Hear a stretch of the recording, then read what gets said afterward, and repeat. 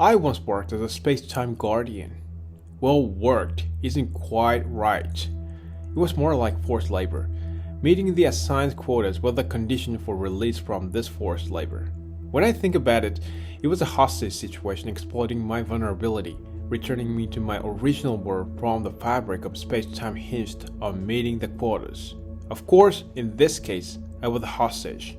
Fortunately, I'm now able to lead a normal life.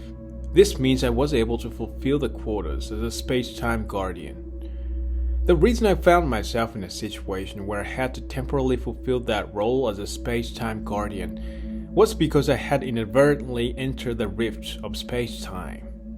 On a holiday, I went to a big supermarket by car for grocery shopping. Since it was a holiday, all the multi-story parking lots at the supermarket were full, and there was no place to park. So I headed to a parking lot a little further away from the supermarket. Strangely, there wasn't a single car parked there. After parking my car, I went to the restroom attached to the parking lot. While I was there, I suddenly realized I couldn't hear the city's hustle and bustle anymore, and complete silence surrounded me. I thought it was odd, and when I turned around, I found myself in some sort of wide space.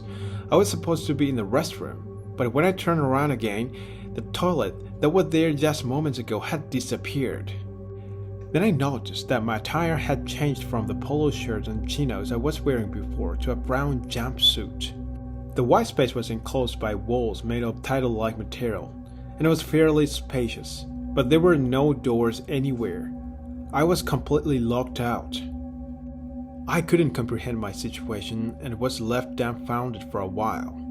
Intuitively, I felt that this wasn't the space of my familiar Earth. It was somewhere unfamiliar to me. Shortly after, a voice resonated directly in my head as if speaking to me mentally. The voice presented a binary question: do it or don't do it. It never provided any details about what doing it or not doing it entailed. Even if I tried to inquire, the response from the voice's source was always the same, consistently asking, will you do it, or will you not? With no information about the content of the question and confined in a place I couldn't identify, my only response was not do it. Upon my reply of not doing it, the voice fell silent for a few minutes. Then my not doing it response was disregarded, and once again I was asked, will you do it? Or will you not? Growing frustrated, I decided to keep my mouth shut, attempting to locate an exit from the white space. However, all I found were smooth, vertical walls enclosing the space. There was no sign of door anywhere. I was completely trapped. Stubbornly, I maintained my silence for what felt like hours. But since the situation remained unchanged, I reluctantly responded to the question, will you do it? Or will you not? With, I'll do it. Upon this response, I was informed of a mission to return 3 individuals from a different space to their original world. However, there was no explanation provided on how to accomplish this. In the white space, my intuition strangely sharpened. I had a vague sense of understanding about where the individuals from a different world were and how to return them. Suddenly, a sharp tinnitus echoed in my ear. The moment I blinked, I found myself in the middle of a city. There was no soul in sight, no lights in any of the buildings, and an eerie emptiness pervaded. Strangely, the sky was red, and the entire city felt dark. The buildings, though present like in the real world, seemed like hollow facades in this space. Time seems to stretch on infinitely, passing so slowly that even after what felt like a day, it hadn't transitioned from morning to afternoon. In reality, when I was released from this space and returned to the original world, only an hour had passed since I entered the white space from the supermarket parking lot. I had been abruptly transported in an unfamiliar and uninhabited city. Intuitively, I knew that something foreign and out of place had infiltrated this space. Following my intuition, I searched for this foreign object and found a middle-aged Japanese man. It seemed that he couldn't grasp the situation he was in. He was in a state of panic in this utterly quiet space, frantically trying to make calls with his cell phone. However, in this alternate space, there was no way his calls would reach the original world, and he appeared quite distressed by the fact that his phone couldn't connect. I approached him and tried to explain the situation, but he was so shaken and deeply disturbed. As I focused on the place he originally came from, wishing to return him there, he instantly disintegrated into dust and seamlessly melded into the landscape. It felt as though he had never been in that place to begin with. Before long, I was instantly transported back to the white space, and the enigmatic voice thanked me.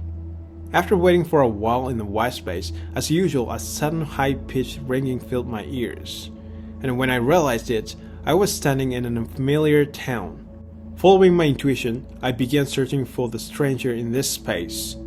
This time I encountered a fair-skinned Caucasian woman with blonde hair. She seemed to be American, dressed in a purple dress. Judging from the situation, she was a high school student who had attended prom at the end of her high school life, and then went to a friend's house to enjoy some drinks. Somehow, she had wandered into this space on her way back home. She mistook me for a friend and hacked me. Since she had no awareness that this was a different dimension, I decided to return her to the original world before she realized. I envisioned the town where she lived and offered my thoughts so she could return. In an instant, she turned into the fine particles and blended into the scenery. After a while, I was returned to the white space again and was thanked by the mysterious voice with a thank you. There was a sense of relief knowing that I would finally be released back to the original world after the next job, and I felt a sense of motivation welling up. As usual, with tinnitus in my ears, I found myself in a picturesque European-style town with houses made of stone. Relying on my intuition, I wandered through the town. This time I met a middle-aged white man. He was sitting on a bench installed in a small space between buildings. After his usual walk, he sat on the bench to rest, but somehow fell asleep. And when he realized it, he had been transported to space. He was completely calm in this situation, so I asked him some questions before returning him to the original world. It seemed that he often wandered into this time-space gap and was returned to the original world by a time-space guardian like me. According to him, he has a predisposition to easily stumble into this space. While he can intentionally visit this space himself, repeating it can disrupt the causal laws of the soul. There is a risk that he may loop through time multiple times during a certain period of his life, and get stuck in that loop, unable to break free. So he said that he dared not to do it even if he would be able to do it. After the conversation with him, I returned him to the original world. At the same time, I found myself in the restroom attached to the parking lot of the supermarket where I was before visiting the white space. It had only been an hour since I arrived at the supermarket's parking lot. The brown jumpsuit that I was wearing in that space had somehow changed back to the polo shirt and chinos. I stood there, dumbfounded for a while. Upon reflection, it was quite an infuriating and unjust forced labor. Now I'd like to share a story about parallel worlds based on my experiences. I'll preface this by saying that this is based on my intuition during my time in that space, so there is no confirmation and no way to prove it. This time I spent in that space was stressed, with no one around and red sky. This space could be likened to a void, a buffer-like space that maintains a certain distance between different parallel worlds. For example, think of multiple egg yolks that don't stick together with egg whites serving at this space. Another example is bubble tea. If we compare one world to a bubble, there are many parallel worlds existing like bubbles in the bubble tea. The tea serves as a buffer to prevent these parallel worlds from colliding. So the space with nobody and red sky where I was is this buffer. In this space, there are time-space guardians who monitor this space to ensure that no one strays into it, and return those who do to their original worlds. I think time-space guardians are spiritual beings without physical bodies. Indeed, during my time in that space, I didn't feel hunger, thirst, fatigue, sleepless, or the need to urinate. However, there are exceptions in this world where some people easily leap over this space and intentionally go to similar parallel worlds. Such people are called jumpers in this space, and were even wanted. I believe this man was a jumper. While I don't recommend it, if you really want to go to a place like this, there's one method. It often happens that an entrance to this space opens in a place that is only a few tens of meters away from a crowded area, but suddenly becomes deserted.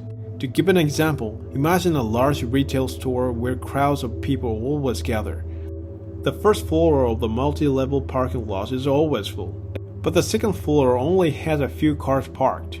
It's like that kind of place.